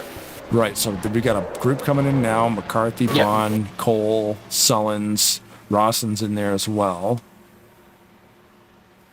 So now, the other plan too, though, if you're Bob Sire, Ken Roberts, and I think it was Brian Wolf, okay, if you guys can go further, you go as long as you can, hoping that maybe something happens in this pit stop or whatever, and puts them guys a lap down. That puts them back on the lead lap. Or if somebody messes up and then you got that one car out of the mix, you can roll by him pretty easy too. Denny Carroll right now, focus on him. He took over the lead after that packed pit. So he will... He's led 3 laps tonight. 3 laps, yeah. Waugh has not, and neither has Lama. They are pitting now. Denny Carroll, Garland Oaks, Randy Waugh, and Cody Lamas there. They're all pitting together. Let's see Roberts what they coming decide with Wolf and Sire. I guarantee you this is just a quick fuel stop. Yeah, it looks like they're Denny. Right, we're locked onto Denny. It looks like Paglia overshot his pit. Yeah, I saw that. Whoa, there's a close call there. It looks like Roberts also overshot his pit. Brian hit it pretty good. Oaks hit it. Denny Carroll and Randy Waugh, and Garland got a little bit loose coming out there, but Denny Carroll and Randy Waugh are spot on. Garland Oaks is right behind him. Cody Lamas, unfortunately, I don't know if he didn't get into his pits as good or whatever, but he is a little bit further back. Robert Spring there is coming up on to them guys. Currently, he is 1 lap down, so he's going to probably get Garland Oaks getting behind him. If they get down, he can help them guys get up to speed a little bit quicker. He's going to actually definitely help Garland Oaks get up to the Randy Waugh and Denny Carroll again. Right, Waugh and Carroll are, Carroll is leading. I was trying to find her, because we've got Spring, who's a lap down in the mix there. But able to assist Oaks. Oh, gosh. So that makes that a 4-car pack at the front. Even though one of those cars is a lap down, that definitely helps their drafting situation. So I tell you, Randy Waugh and Denny Carroll had really good quick pit stops. They got out there in front of Garland Oaks, and right now, currently, of course, that can change in a little bit here. They've got about almost 3 seconds over Rodney Sullins. So yeah, Rodney Sullins and Brian Rawson are tailgating each other here right now. We got McCarthy and Lamas within reach of them.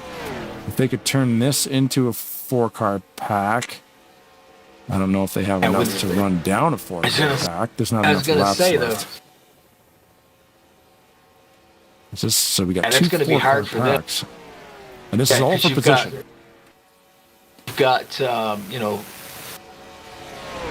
got Denny Carroll, Randy Waugh, Robert Springs is the first car one lap down, and Garland Oaks up there.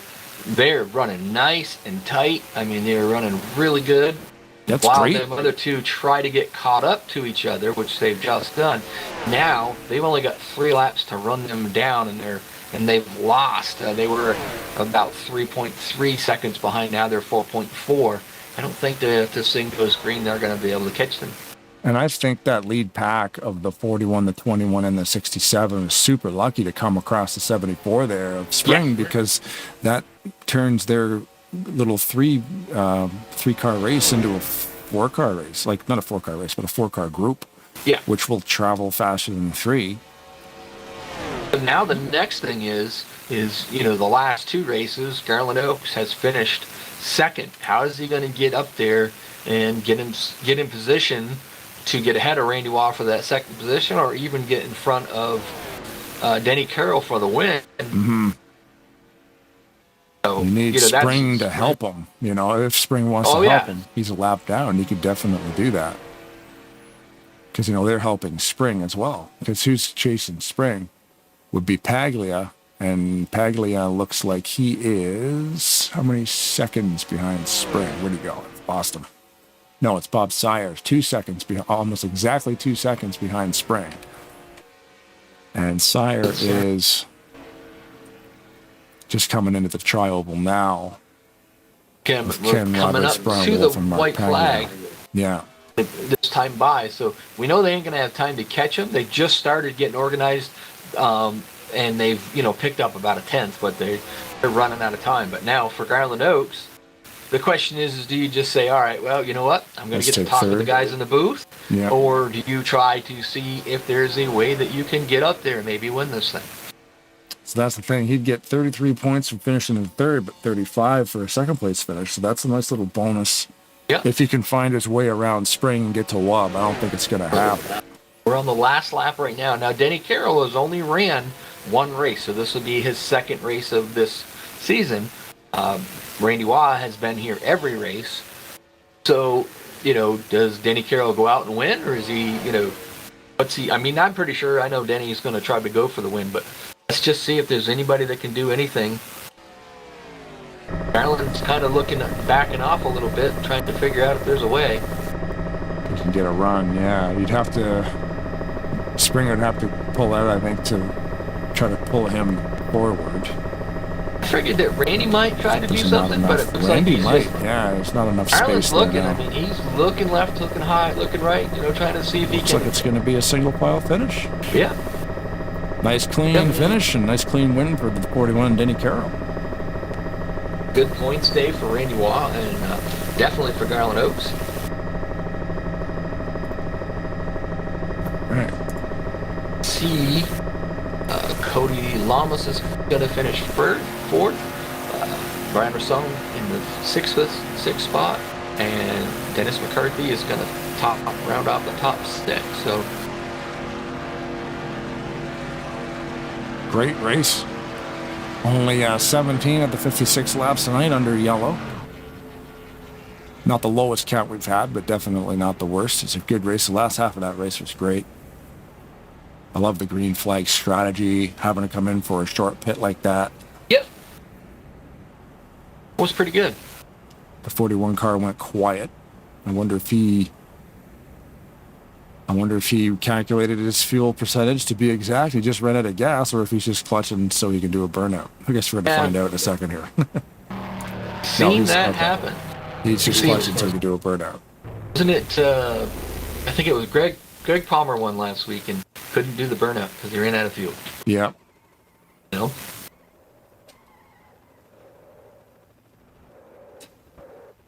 What's funny is, though, I'm watching the thing there. Jeff Elliott's congratulating Denny and, saying good job to Garland Oaks there. But I don't know can you pull up the chat when you're watching it afterwards? I don't think I've ever seen that. You can run live chat on the replay, yep. Okay. There's an option in there somewhere. There's a way to turn it on. It's not. Yep. It's not out in the open, I don't believe. There is a way to watch live chat on a rerun. I've never seen it. Yeah, I think you have to enable it. You got to find it in there somewhere. Now let's see. Let's see if we can get that Garland Oaks guy. You know, maybe we shouldn't talk with him. We've been talking with him way too much as of late. Yeah. She's, you know, like I was just saying to Blaine, you know, let's Blaine Rod up and loose. We got you, Garland? Yes, you do. So we were just saying maybe we should Back bring again. you up here, you know, because you know you're up here all the time. Well, Yeah. you know, I feel this is our weekly meeting time that we can discuss world politics and stuff. Yeah, Just put the racing world behind us. yeah, that's it. We're That's running out it. of stuff to talk about. Yeah, exactly. So you go into the night, 1 point behind Brian Rasson. Ryan Rasson finished in the 5th spot, not too far behind you. So the way the points go, I'm pretty sure, without saying, unless Brian Rove can find a penalty for you, that you should take over the points lead. So that chat we had last week about whether you're going to keep going and go for the championship seems to be working out pretty good. You got to stop. You just got to go 2 more positions tonight. The last 2 weeks you had 1 more position to gain. We was kind of hoping you'd get it done tonight. Well, when you come out to pits third and you got a lap car in front of you, you pretty much and there was nobody behind me tonight. So I mean, I knew where I was at, and I had already been in that wreck. So I was, about 197, 198 was it by myself in a draft, and so I knew at that point that I might as well stay behind Randy and Denny and take the points. I did back off a little bit on it last, just to see if I had any pull up, but there just wasn't nothing left in the 67 tonight. So, but we'll take a third all day long. We have no problem with that at all. Team wrecking balls out here tonight. Unfortunately, usually he's got wrecked out a little early in the event. We'll have to work on his finishes next week, but he did help me make sure I led some laps up there, and so I got those points. I think that Brian may have edged me out with the most laps, so he may have got 5 points for that. So we should be within about 4 points each other is what I'm calculating. Yeah. Brian Rasson did end up leading the most laps. Earlier it was Rocky Solons, but he did pick up. He led 19. So yeah, he ended up with those bonus points from you. So that's all right though. You're currently the leader. You just got to keep the awesome momentum that you've got going on right now. Keep it going forward, and see if you can't go out there and get away with that. I think he gives away a coffee mug or something, or the trophy that he gives out. It's pretty cool looking. Well, I'm gonna tell you, it's competition got a little stiffer tonight. We had a few more people show up, so a little bit more of a challenge out there tonight. With really good drivers in the field. Hopefully next week we won't have as many cautions, but usually when you put all these good drivers together, we try to do a little sketchy stuff every once in a while and go full wide, and that don't work out sometimes real well for us. So yeah, unfortunately the 3 wide episode that had the pretty big melee, it was unfortunate for that, but we didn't see a lot of that 3 wide action once it got near the end. You guys, it looked like, and we heard from some of the guys in the chat, that you guys were kind of trying to save a little bit of fuel, try to go, maybe a little bit further to take less fuel. And then, of course, when you did pit, you kind of lost a little bit of ground to Denny Carroll and Randy Waugh there. So that hurt you a little bit. it did. I was lucky enough that Robert was actually there, and Robert come past and grabbed his draft and he pulled me back up to him. But again, I was in the back. But I'm pretty sure the whole entire field was, except for maybe the leaders, were all easing off the gas, only running about 5% throttle, because I saved the whole lot. That way, when I went in on that final pit stop, I knew I only had to take half tank and put tires and I could get out. And within half a tank, no tires, that puts out about 40 seconds in front of fourth and fifth. And so, at that point, we were golden. I was at least going to get and finish out of it. I don't know if everybody I got all of that though. You're went a little crackly there. I don't know what you got running in the background, but that was all in all. There you go. There you go. Now you come back. All in all, decent night, good points night for you. And if Blaine doesn't have anything for you, we'll let you. He kicked up here. What do you got? A question for Garland there, buddy? No, as always, I just say great race. We'll talk to you next week. All right, Garland. Yeah. So we'll give you the floor, buddy. Thank the people that got you here. The floor is yours.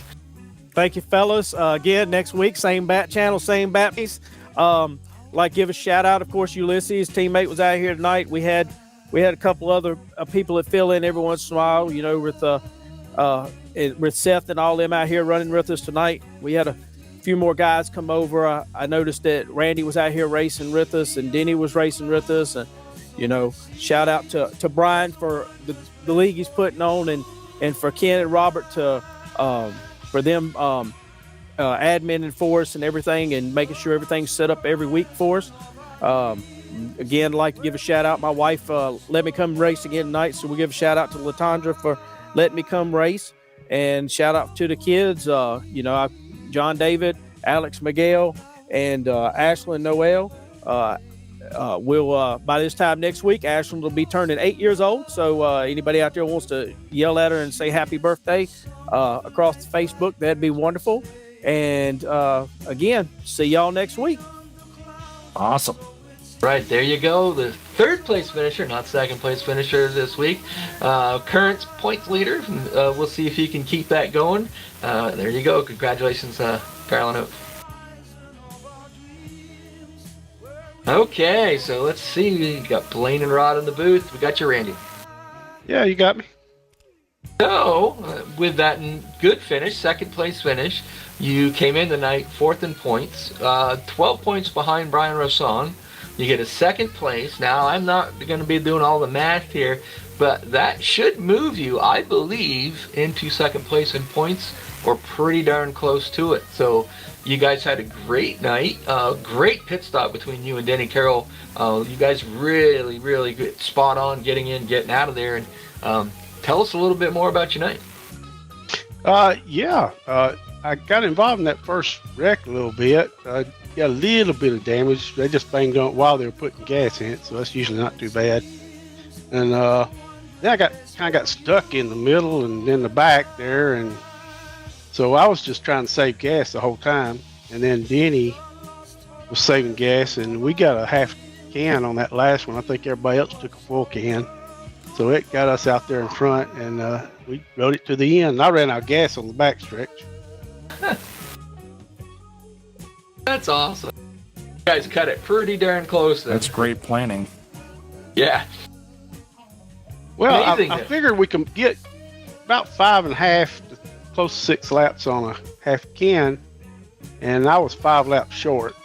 And so I kept saving, and my pressure got down to 3 on that last lap. And I thought we had another lap. I didn't even realize it was the last lap. And because I figured those other guys behind us would make a move. So I was waiting on them to make a move, and then I was going to try to block them or go with them or something. And they didn't make a move, so I thought there was another lap left. Yeah, well, Robert Spring was a lap down, and I think he had gotten involved in a little bit of an episode earlier. You also had gotten involved. Garland Oaks had a little bit of damage, enough to the point where, he could hang with you guys, but I don't think he kind of said he didn't think that he could, be able to really get out there and make a strong move unless he had probably, more cars behind him. So he just kind of decided that it's a good points night, finishing third, so he stayed back there. But all in all, really, really great night, though. Let's see, I remember how many laps. I know you led laps, but... No, I don't think I led any. No, you did not. You did not get a chance to lead a lap. So, that's going to hurt you a little bit, too. What is it here? 5 points for leading a lap or 1? 1. 1. So you get, 40 for the win, 35 for second. Then it drops 1 point from that, So it kind of rewards, winning and finishing in second is a lot better for you than it is, finishing in fifth, per se. Yeah, that's good. That's good. Yes. Like I said, you're gonna be probably you're either gonna be second or really, close in third. So That's pretty good for you. Now the thing is, you got to catch that Garland Oaks guy, which is probably going to have. I'd say he's going to be a little bit ahead of you, about 10 points or so. Well, we still got a few more races to do it, so Before. maybe I can. There you go. Blaine, you got anything for Randy? Oh man, I always end up just saying the same thing, but yeah, always awesome to watch the green flag stops. And I was racing yesterday over at Talladega Nights and, messed up pit stop something awful. First time I've ever done that in a long time. It's like, does it ever get nerve wracking or is it just muscle memory now? You guys just, oh yeah, pit, hot pit, whatever. But then every once in a while it'll bite you. No, it's still nerve wracking every time. You don't know what that guy in front of you is going to do, the guy behind you. So you just try to do the best you can. And at last stop, it took me a while to get down to 55. And I thought I left the brake a little bit too early, but it didn't get me. But yeah, it's nerve wracking every time you try to do that. Do you write down who's hitting, like where the stalls are, like who's in front of you, who's behind? Because I kind of do that. I'll go in happy hour and say, okay, I'm in front of this guy, I'm behind this guy. So if you're coming in with those people, you got to know they're stopping before or after. Yeah, I look before the race, after qualifying, to see who's in front of me and behind me. Yeah. And I used to just have my board up and nobody else's, but I kind of lost the race one night because of that, because I went into pit and didn't have anybody's board up, and the guy that was in front of me pitted in the very first stall, or very last stall, whatever you want to call it, getting in. Mm-hmm. And I got into him, wrecked him, had to go to the back. Yeah, you got to be aware of who's around you, because if they're stopping before, you don't want to be behind them. I've had the same issues. One time tonight, I was looking at the boards and I saw 41 and thought it was mine. I almost stopped in Denny's pit stop. That's where you gotta have that pit sign that, Happy Harvick always had the smiley face. I've got the handicap flag around me. Yeah, you gotta have that one, pit sign that's a little bit, easy to see. I don't know what yours looks like. I haven't looked at it, but you always want to try to do that. I designed myself a pit wagon like that I use for every car. I'll change the car, but I'll always use the same pit thing, because at least I know that my Typo Negative logo's coming down on an orange War Wagon. That never changes no matter what mod I'm in, because that is always the same template. Yeah, mine's the same too, and it's the colors of my car, but I'm thinking about changing to bright yellow or something. Mm-hmm. Yeah, something you can really see would be nice. Yeah, nobody else sees it anyway, so. Well, yeah, but you could change it, outside of the game and not have to change it in the game. Everybody will still see yours, but you just, you make it so that it's bright and easy for you to see. Right. I'm thinking about doing that. Sounds like it'd be a good idea. So, well, I'm gonna give you the chance to thank the people that got you here. So the floor is yours. All right, I'm gonna do a shout out to you guys for televising this. It's always fun. Shout out to Denny for the win. Shout out to Bob and his family. Hope he's doing better. I hadn't heard anything lately, but I hope he's doing better.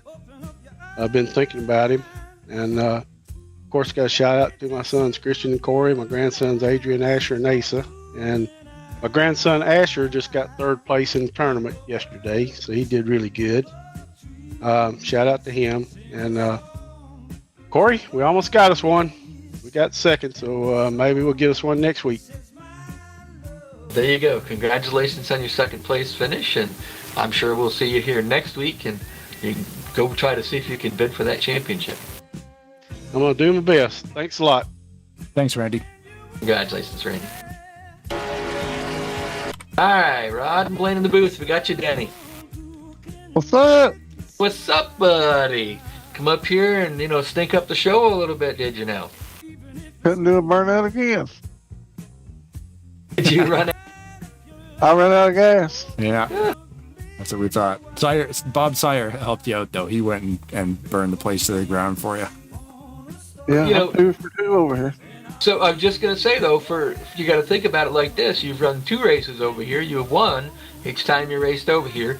You are two races behind. Currently, I see you in 17th position, but when you're finished tonight, that would move you up to pretty close to 14th-ish, depending on how the points could fall with the rest of the guys. You're thinking about coming back here and each week and seeing if you can take these last 4 races and see how far up you can go? Oh, yeah. Oh, yeah. Sure. Go ahead. I was waiting on them to make a move at the end. I kept watching my mirror, and nobody never moved. Well, Garland Oaks had a bit of damage from one of the earlier instances, so behind you guys he was pretty good, but unfortunately, he didn't have anybody other than Robert Spring help move him up to you guys, but he didn't have anybody that could help push him up through there, so he didn't. And then Randy, he had a little damage himself too, so they were just content with a good points night and finishing behind you. So Yeah, plus Randy's my teammate. yeah, I know. But I think you should come over here and and run. But that pit stop that you guys did, that last pit stop with you and Randy, that was pretty spot on, man. You guys were in and out, and you came out with about a 3-second lead.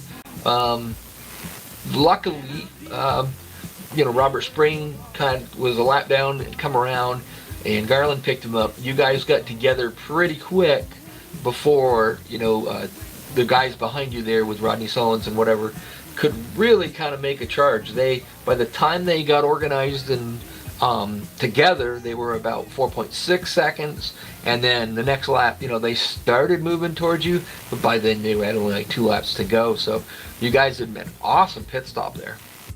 Yeah, we all topped off last lap around on that last caution, and I thought that everybody was going to take a half a can.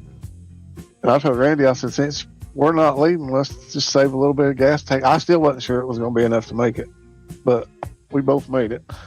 And that's a hard strategy to go out there and run, a track that basically you just run flat out. Obviously, if you're in the middle of the pack, you do lift a little bit, but the mentality to say, okay, we got to save fuel, let's start backing off, and then you will all do it. It's a little bit different way of racing. Yeah, I ran that whole last run before we pitted at almost 90% throttle. Yeah. Because I was between them 2 cars, and you don't have to use it. You can actually save a lot of gas like that. Oh yeah.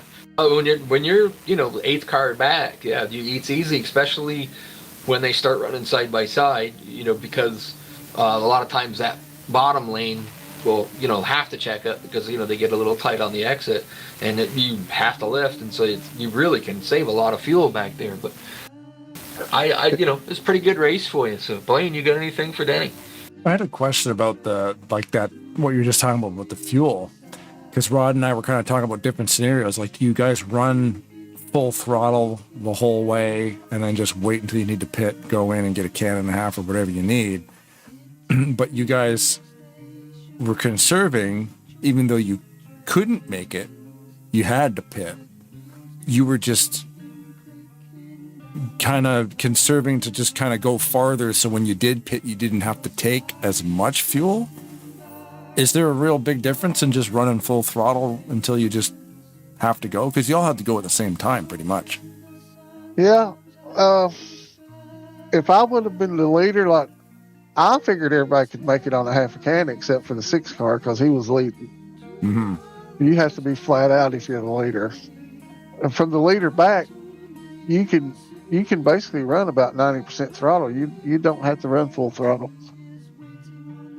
Yeah, because he could have, if he went full out, you guys would have had to pit no matter what anyway. I was kind of wondering why the option of running about 5 miles an hour slower, and then when you do pit, you just have to take less gas. So if you got to go down the pits, you might just go for it. Yeah, like a lot of things make a difference. Like on that restart, and even coming out of the pit, I didn't wind out second and third gear, which saves a little gas if you don't wind them all the way out. Just Okay. little stuff like that. And when we pitted the last time by after that caution, we was 5 laps short, and you can get 4.5 on a half can. So doing what we did saved, basically it saved us a half lap. Oh, wow. And then having a quicker stop, of course, because you don't have to take as much gas as if you would have burned it all up.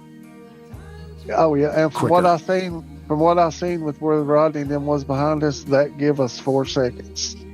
Wow. See, that's something wow. I would have never known, that you could have gone, about 4.5 laps on a half a can, because I'm not a big super speedway guy. But that's, having that knowledge, you'd be able to say, well, yep, okay, we're going to back off, we're going to just save, and hopefully we can get it down to that point where we can take a half a can with 5 laps to go-ish, or whatever, where you were, you knew you could do it. That's pretty cool. Yeah, and when I see somebody doing that, if I'm leading, I'll usually give the lead up, get beside somebody, I'll make them start racing. Instead of letting them sit back there and save fuel. Yeah. I mean, because if they're saving fuel and you got to pit, take more gas than they do, they're going to beat you anyway, so why keep the lead? Yeah. I'll circle around behind them and start getting another lane. There's ways you can make them race.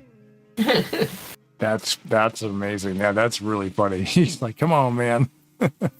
Yeah. Force him to put her down. I got to bump draft Blaine a few times last night. So, Yeah, that was fun.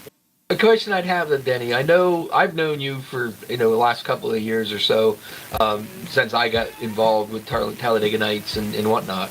How many years have you been racing, like, a lot of, just because, I mean, you do race other series and stuff like that, and you run, different tracks and small tracks, but you do a lot of the super speedway racing. So how many years of experience do you have in just running pretty much super speedways? Just about 1.5 years. Longer than that, hasn't it?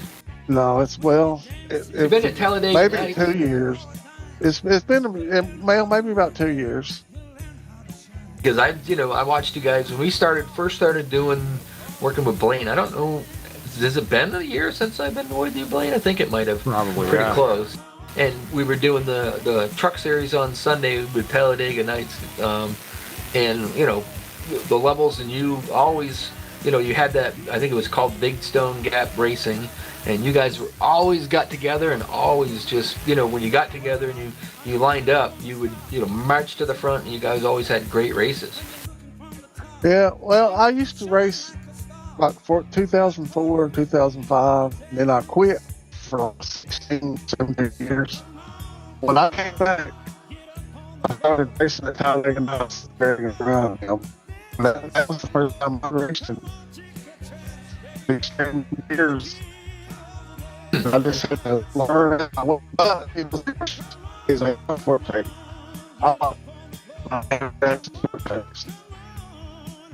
So that's interesting. I thought you probably had a little bit more experience on it, but that's, because you are probably one of the better super speedway racers out there. So, all right, but I'm going to give you the opportunity to thank the people that got you here, and anybody you want to thank. So the floor is yours. Well, I mean, it's just because I'm a pretty good driver. I can keep both if I reckon them. And you got to run a straight line, and I understand which helps a lot, I guess. And a lot of it's luck. A lot of this kind of racing, you got to have a lot of luck. Yeah. Oh, absolutely. You gotta have the skill to be there, but you also have to have the luck to be able to be up there and be consistently up front. So, and you, like I said, you got 2 wins. You're 2 for 2, so you're 100% over here. I think you should keep going and see if you can finish out the season. All the wins, and maybe work yourself up there to that championship. So get your butt over here. Yeah. Well, I'll see you guys. I just like to thank thank God first and foremost, and my wife for putting up with me racing, and my teammates Randy, Gary, and him. And maybe I'll see y'all next Sunday. We'll try for 3-peat. I think you should. Let's do it. I'm ready. All right. Congratulations on your win tonight, bud. Thanks, guys. Good night, Denny. There we go. That's That was it. pretty, took a little while to get that thing ball rolling, but once we did, we got it going, and that was pretty good strategy at the end. That was kind of a cool ending. Yeah, it was good. I liked the fuel strategy. I mean, it could have gone both ways. They could have just run them dry and pitted with 10 laps to go, but they decided to, like I said, Rawson chose to do what he did, and everybody just followed suit. And they had to do the quick pit at the end. It was cool too. So, one way or the other, I always love seeing the green flag strategies, and we had a couple of those tonight. Absolutely, yeah. Hopefully we can get together a little better next week and a little less caution. So, that it went fun tonight. Yeah, 16 laps. Yeah, but it was fun. Like I said, I'm enjoying. Love coming here and broadcasting for these guys. It's a lot of fun. So we're looking forward to next Sunday.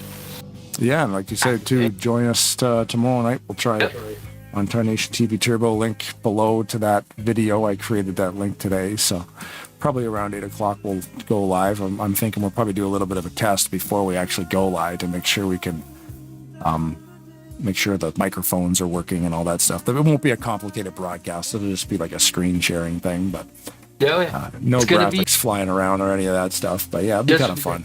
Just make sure you got your tissues, because you're going to have to be laughing. You're going to be laughing your tail off. Pretty funny. You are going to need to wipe the tears out of your eyes, because just at the beginning, probably the first one, maybe as we get along, it'll get more exciting. The game, as we understand, gets exponentially harder as you go. So, this week's going to be kind of funny, but I tell you, I think as we go along, it's going to get even funnier and funnier. Yeah. And of course, next Sunday we'll be right back here for race number 5 of 8 on Super Sundays at ASR.